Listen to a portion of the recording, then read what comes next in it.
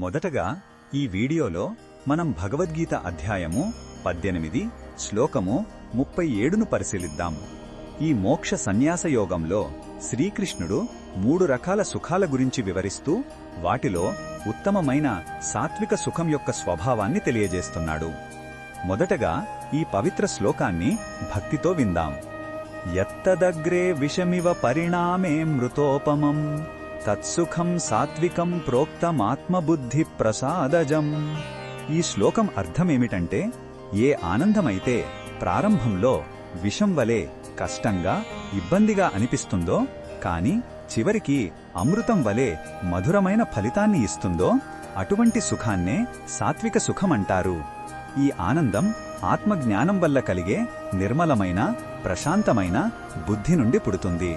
ఉదాహరణకు, క్రమం తప్పకుండా వ్యాయామం చేయడం లేదా ధ్యానం చేయడం మొదట్లో శ్రమతో కూడుకున్నవి.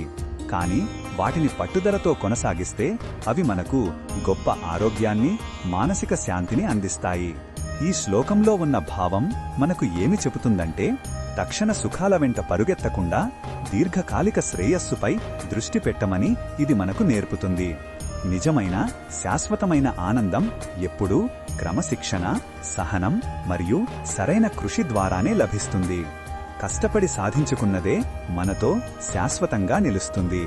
ఈ బోధనను మన దైనందిన జీవితంలో ఎలా ఉపయోగించుకోవచ్చంటే, మన లక్ష్యాల కోసం కృషి చేయడం, మంచి అలవాట్లను పెంపొందించుకోవడం మరియు మన సంబంధాలను నిలబెట్టుకోవడం మొదట్లో భారంగా అనిపించవచ్చు. కాని తాత్కాలిక ఆకర్షణలకు లొంగకుండా శ్రేయస్సునిచ్చే మార్గాన్ని ఎంచుకున్నప్పుడు మనం చివరికి విజయాన్ని, పరిపూర్ణమైన ఆనందాన్ని పొందుతాము.